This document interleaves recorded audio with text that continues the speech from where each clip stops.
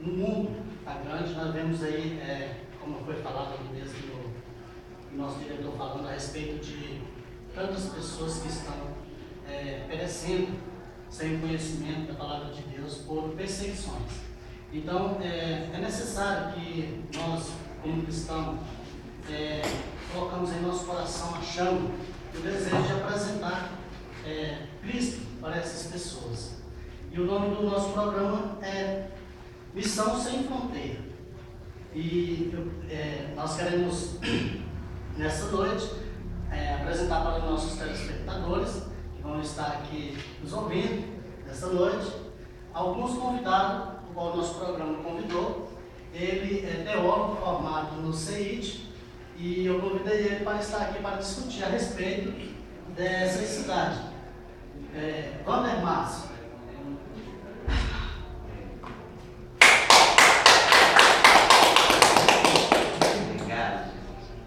Ele é da Igreja Assembleia de Deus do setor Pedro Ludovico, é formado no CEIT, é teólogo e formado em Direito e também é teólogo. E a nossa segunda convidada é Cecília Obiano.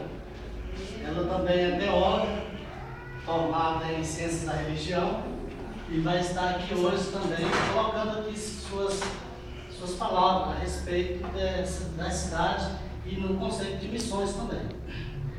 Vocês podem sentar, sejam bem-vindos. E o nosso terceiro convidado é o pastor José Ubiraci. Não pode entrar. Pão. A paz do Senhor. Ele também é teólogo, formado. Ele dá aula de homilética e hermenêutica. E ele foi convidado para estar aqui hoje para nós debatermos a respeito dessas cidades, o conceito dessa cidade, o que era necessário para haver mudança naquelas pessoas naquela época. Então vocês são bem-vindos no nosso programa de hoje, e nós temos hoje alguns questionamentos, alguns questionários dos nossos telespectadores que fizeram para que vocês hoje estivessem aqui debatendo a respeito desse ponto. Nós vamos começar com o nosso pastor, que é professor de homilética e também é professor de hermenêutica, José Ubiraci. Irmão José Ubiraci, você é bem-vindo no nosso programa Missão Sem Fronteira. Nós sabemos que a necessidade de missão hoje é grande no mundo. Nós sabemos que falta um despertar hoje, até mesmo na liderança das igrejas, para que estejam enviando missionários para a cidade do nosso contexto atual, para que estejam pregando e apresentando Cristo para essas pessoas que estão perecendo, morrendo. Nós vemos aqui, irmão José Ubiraci, a respeito da cidade de Enoque, quando Deus, ele apresenta, quando Enoque se apresenta uma cidade. Deus dá a oportunidade para que ele edifique uma cidade. E nós vemos aqui que ele dá o nome dessa cidade em homenagem ao seu filho. E qual argumento que o irmão tem a respeito dessa cidade? Porque quando nós observamos aqui, mudança a respeito da cidade, da qual o aspecto da glória aqui não foi na população, não foi do problema interno, qual era da glória a Deus, de enfatizar a glória ao nome do Senhor. Então nós vemos aqui um pouco de egoísmo da parte de Enoque. Como que o irmão defende esse ponto de vista? Cumprimentar a todos, meu Pai, Senhor Jesus. E quero dizer que quando nós olhamos para esse termo da palavra de Deus, da cidade de Enoque, Caim, primeiramente que Caim, ele colocou a cidade no nome do seu filho com a intenção de ser glorificado. A intenção dele não foi de glorificar a Deus, mas sim de o seu nome, da sua família, dos seus filhos, filho de ser glorificado. E foi onde foi o erro dele ter colocado o nome do seu filho para o seu nome ia ser glorificado. Então, nós vimos aqui que o nome de Deus era para ser exaltado sobre aquela nação. Ali era para ter levado o nome de Deus sobre todas as coisas, mas ele não levou. Ele quis que o seu nome fosse exaltado em primeiro lugar e deixou Deus de lado. E Deus não aceita esse tipo de coisa. Ele olha mais para a sua personalidade. Olha só para si próprio, para a sua família. Ele não olhou para a nação, não olhou para o povo daquela cidade, daquela época, mas olhou para si próprio. Muito bem. E o aspecto de Sodoma também. Qual o conceito que o irmão tem a respeito da cidade de Sodoma e Gomorra? Porque nós observamos ali que quando Deus ele olha na cidade e não vê pessoas justas ali naquela cidade. O que estava ocorrendo naquela cidade? Qual era a necessidade de mudança nos corações daquelas pessoas para que elas pudessem, para que o contexto daquela situação fosse mudado? Quando nós olhamos a respeito de tanta devastação, de natureza, de dureza de coração daquelas pessoas e até mesmo da prostituição que se alastrou e mexeu até com o coração de Deus e ao ponto de destruir a cidade. Qual o ponto de vista do irmão a respeito disso? E mais através da ganância, né? Quer dizer, uma cidade que estava buscando mais, primeiramente, a ganância, buscando apegos extensivos às propriedades. Então aquele povo não tinha o amor para com o próximo. Ele não tinha amor para com a sociedade. Então a ganância do homem foi tanto que ele estava pensando nos seus bens materiais. Eles não estavam pensando na salvação das pessoas, na salvação da família, de levar ali a palavra de Deus, levar ali uma palavra de conforto, de restauração, de cura, mas eles estavam pensando em si próprio, na sua própria propriedade. Era uma ganância sem fim. E a respeito do homossexualismo que estava ocorrendo na cidade de Sodoma e Gomorra, esse ponto também foi um ponto culminante na cidade? Foi um ponto culminante naquela cidade, de Sodoma e Gomorra. A separação de Ló e Abraão, ali tem uma providência de Deus nessa separação? Seria uma mudança que Jó poderia estar apresentando na cidade, colocando também, apresentando Deus de Abraão para aquela sociedade, para que elas viessem mudar o seu conceito de ver? Ali quando Abraão se separou de Ló, cada um escolheu um para o lado direito e outro para a esquerda, as campinas. E Ló olhou mais para o seu lado material. E Deus não mandou ele ir direto para Sodoma e Gomorra. Deus mandou ele ir para Campinas. Quando ele escolheu Campinas. E depois, com o passar do tempo, ele foi se aproximando da cidade. Foi até que ele entrou na cidade. E quando nós olhamos no nosso dia de hoje, muitas vezes as pessoas estão perto para determinado lugar que Deus manda aquela pessoa ir para um determinado lugar, e aquelas pessoas vão se aproximando dos lugares que não agrada a Deus, e vai se aproximando, vai se entrando naquele lugar, vai até aprofundando, entrando no profundo da pecado, da aflição, da angústia. O que Ló entrou naquela cidade? Ló entrou naquela cidade, em vez de ele entrar lá e anunciar o Evangelho, pregar a palavra de Deus lá naquela cidade, ele não fez isso. Ele ficou simplesmente sentado, esperando, vendo as coisas acontecerem e não falava nada. Não anunciou a palavra de Deus naquele lugar. Se ele foi para aquela cidade, se ele aproximou e entrou naquela cidade, o objetivo dele era levar a palavra de Deus, mas ele não fez isso. Ele olhou somente para si próprio. Okay. Quando nós olhamos em 1 Coríntios capítulo 6, verso 10, a respeito daqueles que não herdarão o reino de Deus, ali eles relatam também que os sodomitas não herdarão o reino de Deus. Nós vemos muitos doutores, historiadores falando que esse sodomitas está referindo-se a pessoas que praticavam o homossexualismo. O senhor tem algum ponto de vista a respeito desse assunto? A Bíblia relata lá em Mateus 12, Mateus 24, 12,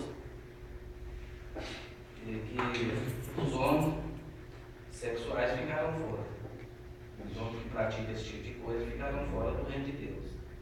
Em Mateus também 22 diz também que todos aqueles que praticam esse tipo de iniquidade ficarão fora do reino de Deus. Sim, mas quando estava falando lá em 1 Coríntios 6, 10, os outros colegas podem também estar isso aí. Estavam falando especificamente do sodomita a respeito dessas pessoas e também transmitindo para o nosso contexto atual que isso também está referindo ao homossexualismo hoje também.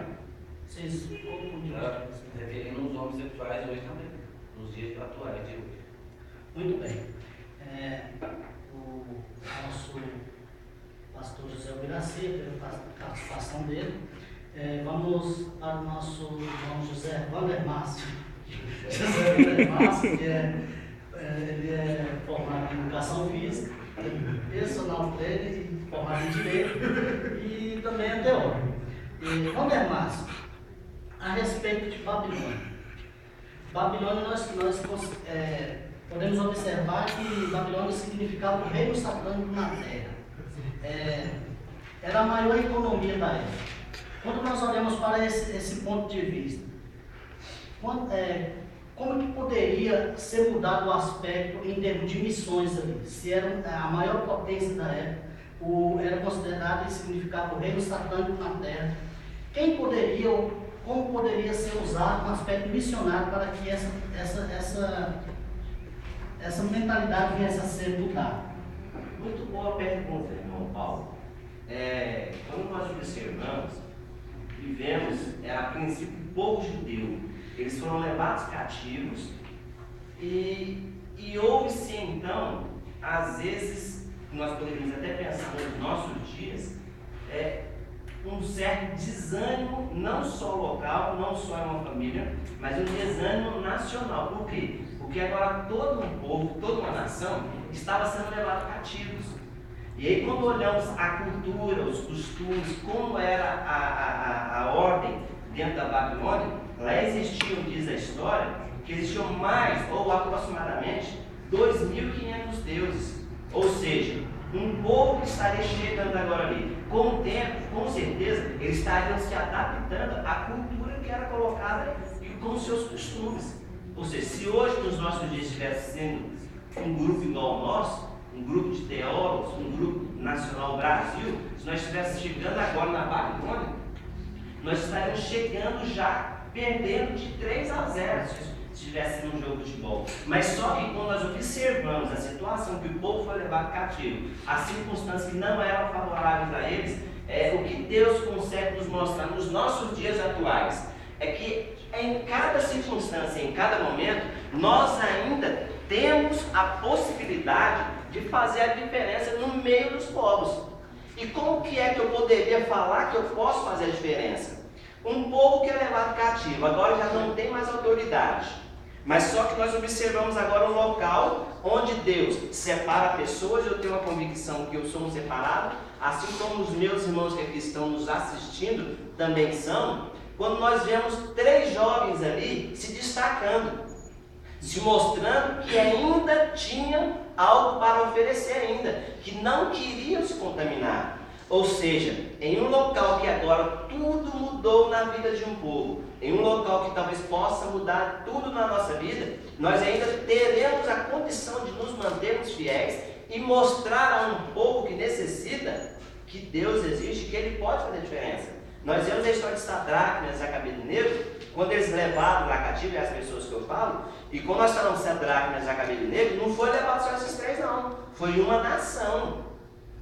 E no meio deles ali estavam aqueles 3 jovens. Ou seja, esses 3 jovens nos mostram o quê? Que nós podemos nos abster do que o mundo nos oferece e podemos mais ainda, além de nos abstermos, nós podemos oferecer e apresentar um Cristo que faz a diferença. Porque foi assim que aconteceu quando eles se absteram e mostraram que servindo a Deus, em vez de servir a mais de 2.000 deuses que existiam na época, um só Deus faz muita diferença no meio do povo. Muito bem, sua colocação. É verdade, nós percebemos que ainda há, como nós, hoje, colocar em nosso coração esse desejo também, porque nós observamos o contexto atual no qual nós vivemos e percebemos que as pessoas estão aí adorando deuses. Deus é o Deus da prostituição, é o Deus do homossexualismo, é esses movimentos. E é bom você estar falando, Paulo, quando você fala Deus da prostituição, né, só cortando, eu sei que nós, até por causa do nosso tempo, agora me acaba o programa e eu não quero assim ficar doido, mas quando nós entramos, posso, né? Quando nós entramos, você falou sobre prostituição, nós vemos que na época, em termos de deuses e deusas, Atenas era um grande polo. De Corinto também da mesma maneira. E existia naquela época ali, olha só a dificuldade que missionários estariam passando ali naquelas localidades. Nós vemos em Atenas com um grupo de filósofos, históricos, epicureus. Você vê agora Paulo adentrando naquela localidade, depois eu falo sobre as prostitutas que você mencionou. Nós vemos aquele grupo agora de pessoas, filósofos. Imaginemos hoje nos nossos dias, Platão, se estivesse na nossa atualidade agora aqui, Platão, Sócrates, Aristóteles e outros mais, Epimênides. Imagina só a dificuldade que não seria de implantarmos a divindade verdadeira em um povo que a cultura é só conhecer ao saber. Em um povo em que, tipo assim, você quer saber, você quer aprender, não, eu quero saber o que é saber. Ou seja, a cultura é muito diversa. Então nós vemos que Paulo conseguiu adentrar ali e mostrar para aqueles filósofos a existência de um Deus verdadeiro. Mas observe-se ainda a tribulação que ele passou, a dificuldade que ele passou. Nos dias, eu posso ler um texto bíblico? Sim, pode. Posso? Obrigado. Nós lemos em Atos 17, que diz assim: enquanto Paulo se esperava em Atenas, revoltava-se nele o seu espírito, vendo a cidade cheia de ídolos. Ou seja, você vê o que Paulo estava passando naquele momento ali. Você vê a angústia que está. Nós observamos que quando a pessoa fala que ele estava revoltando o seu espírito, tem estudiosos que se aprofundaram um pouco mais, os originais falam que ele teve uma crise epiléptica. Espiritual. Ou seja, ele estava em um lugar, ele tinha percorrido toda aquela asa ali, asa menor. Então quando ele chega ali, ele assusta com tamanha idolatria que havia na cidade de Atenas. Até então, porque nós podemos observar que aquelas pessoas, elas eram induzidas àquelas filosofias dos epicureus e dos estoicos. Nós observamos que os epicureus, eles eram pessoas que ensinavam que o ateísmo pesado, não era o ateísmo de qual nós vemos muitas pessoas aí falando, que não tem um embasamento, mas eles pregavam o ateísmo dogmático. Eles queriam mudar a mentalidade das pessoas. E o outro ponto de filósofo, que é os estoicos, eles apresentavam também ali, eles acreditavam também no panteísmo, ou seja, Deus é a natureza. Deus é a natureza, se tudo está perfeito, Deus é aqui, Deus é isso, é aquilo.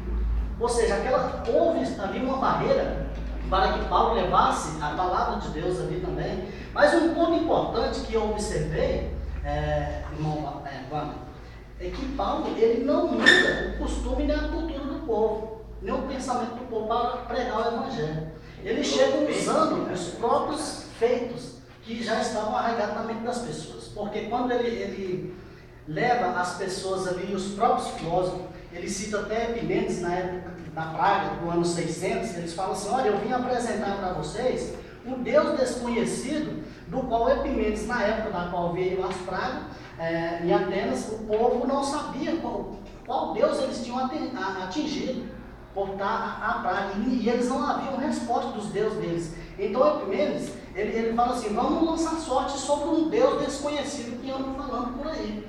Então Paulo chega em Atenas e mostra para eles: olha, eu vim falar sobre o Deus desconhecido, eu vim apresentar o Deus desconhecido para vocês. E eles sabiam que esse Deus desconhecido era o Deus do qual Paulo servia e que estava ali apresentando. Então nós observamos ali que houve ali mudança na mentalidade até mesmo daqueles grandes filósofos e pensadores da época. É um exemplo que você está falando bem colocado, o Deus desconhecido. Talvez se nós colocássemos no nosso dia, nós falamos: não, o meu Deus que eu sirvo. Não, Paulo apresentou o Deus que ele desconheceu.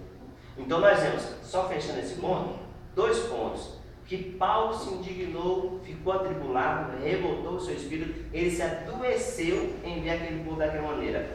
Um retrato de que Deus vê e como Deus, um pouco uma porçãozinha do que Deus está vendo lá e se indigna. Poderíamos E o falar outro sentimento ponto- de Deus, que ele atribuiu para si? Talvez. E o outro ponto é que em meio a tanta dificuldade, o que Paulo mostra para nós é o quê? É que nós podemos fazer missões. É que nós temos que ser diferença. Ah, mas fulano sabe muito, Beltrano, nós temos que enfrentar são esses. Certo? E o segundo ponto, igual eu falei sobre Corinto, nós vemos a deusa mais famosa, Afrodite, por outros conhecida como Diana. Tem um fato em que relata a história, que quando chegava um determinado mês no ano, um povo se reunia em uma festividade. Lá estava esse povo agora durante um ano. Se apresentavam 1000 sacerdotisas de Afrodite, de Diana, deusa do amor. O que acontecia nesses eventos? Essas mulheres, essas sacerdotisas, se doavam, se ofereciam como instrumentos da deusa Afrodite, ou seja, elas se davam, se prostituindo. A palavra mais forte seria essa. Elas se entregavam sendo objetos de prazer. Agora você não imagina o alvoroço que era essa cidade. O tanto de macho, irmão, que às vezes não estava correndo ali procurando uma sacerdotisa para buscar informação, para ter orientação divina de Afrodite. Você não imagina, às vezes, como é que Paulo conseguiu chegar ali e tentar introduzir o Evangelho. E é aí que nós lembramos de muitas cartas onde Paulo está enfrentando. Está acabando, né? Está acabando. E aí nós vemos que Paulo está se projetando, e por isso tem aquelas dúvidas. Antes de hoje, que mulher tem que ter o cabelo tostilhadinho. Por quê? Porque as mulheres naquela época, elas colocavam uma touca. Por quê? Por causa da vergonha que era o seu cabelo tostilhado. Os véus. E hoje tem a mistura de mulheres poder cortar o cabelo. Não, irmãos, não podemos misturar a cultura da época. Na época devemos viver. Mas é mais ou menos isso aí. Ok, obrigado pela sua participação. Nós vamos estar agora falando com a irmã Cecília Bianco, que ela também é teóloga, formada no CEIT, da aula de vida cristã. Irmã Cecília, a respeito da cidade de Nínive, porque quando eu olho assim a respeito da cidade de Nínive e olho o contexto de Jonas, porque ele se recusa a pregar na cidade de Nínive, porque ele se recusa a obedecer essa ordem de Deus. Qual o seu ponto de vista nesse aspecto? Porque Jonas não tinha um bom relacionamento com os assírios, né? Que era uma cidade sanguinária, né? Que servia a deuses pagãos. E então ele fugiu da mente agora, irmão. Nós podemos observar, quando nós olhamos para o contexto da cidade de Nínive, Jonas também, ele tinha um desejo, quando nós olhamos, porque Jonas, ele era bem nacionalista. Ele queria ficar só no seu país, na sua cidade, para pregar só para aquele povo. E ele via falar dessas pessoas que viviam na cidade de Nínive. E a arrogância, o poder político e econômico da cidade de Nínive era tão grande, a crueldade das pessoas, dos grandes líderes lá, era muito grande. Então Jonas, observando essas crueldades, ele sentiu assim no seu coração, isso eu penso. Será que ele não sentiu também ali um desejo de que aquelas pessoas viessem se perder e morressem acabadas com o final? Jonas era preconceituoso, né? Vamos dizer assim, ele queria a salvação só para si. Porque era um povo muito mau, né? Já tinham judiado o seu povo. Então, assim, ele queria mesmo era que eles morressem, se acabassem, porque eles eram tão ruins, né? Viviam em guerra, né? Em confronto. Então, ele queria era isso para eles. O amor estava no coração de Deus, né? Para que Jonas fosse a pregar lá sobre arrependimento, para que aquela cidade fosse salva, né? Aquela cidade não se perdesse. O desejo de Deus era que aquelas pessoas viessem a se salvar. Viessem a ser salvadas. Porque elas eram pessoas cruéis. Nós observamos na história que eram pessoas que arrancavam olhos das pessoas. Então, havia uma crueldade tamanha naquela cidade. Então Deus ali, ele observa e mostra para Jonas, vai lá, prega o meu evangelho. Se aquelas pessoas se converterem dos seus caminhos, dos seus maus caminhos, e se retratar, eu vou salvar elas. Só que no desejo do coração de Jonas não era esse. Era fugir mesmo daquela situação. Era fugir, né? Quando Jonas, Deus ordena, né, a Jonas para ir para Nínive e ele vai para Tarso, então é Deus ensinando para Jonas, né, a confiança no coração de Jonas, para que ele confiasse no chamado de Deus, né, do que Deus queria para com ele, né. É a forma perfeita de chegar em Nínive, a palavra de Deus não ser morto pelos assírios, né? Porque eu acredito que o medo maior de Jonas é de ser morto pelos assírios, porque o povo era ruim mesmo. Ele tinha também esse medo, Ele né? tinha medo, eu acredito que Porque sim. se nós nos colocarmos no lugar dele, nós vamos perceber que nasce também um desejo de que aquelas pessoas pudessem também estar fechando todas as barreiras ali para impedir qualquer pessoa que viesse ali pregar uma outra verdade, uma outra filosofia de vida. Então, na mente de Jonas também nós podemos observar que ele tinha um pouco de medo também. Tinha, porque ele, né, Deus permitiu que ele fosse tragado por um peixe, né, ficou na entrada do peixe 3 dias, né, e 3 noites, né, e logo após foi vomitado, né, na terra seca. Mas eu acredito, não vou dizer assim que João não foi covarde, né, mas é porque o povo era mau mesmo, e a notícia que Jonas ficou sabendo é que qualquer profeta, qualquer pessoa que chegava apóstolo ali naquela cidade, eles matavam mesmo, eles exterminavam. Então isso é que era o medo de Jonas, porque eles não eram um povo bom, né, um povo ruim. E Deus queria converter aquele povo de inimigos, né, aquele povo mau, né, que Deus livrasse ele dos seus maus caminhos, né, e salvar aquela cidade, né. Ok. Muito obrigado pela participação de vocês. São bem-vindos quando quiserem estar aqui no nosso programa mais uma vez, para que nós possamos estar apresentando para os nossos telespectadores o conceito de missões. Nós sabemos que o mundo hoje é carente de missionários para sair no Brasil afora, nos países afora, para pregar o Evangelho, para apresentar Jesus Cristo, um Deus desconhecido, do qual eles conhecem os seus deuses, mas não conhecem o Deus desconhecido. E é esse Deus que vai dar a vitória e trazer a salvação para esse povo. Obrigado, meus telespectadores.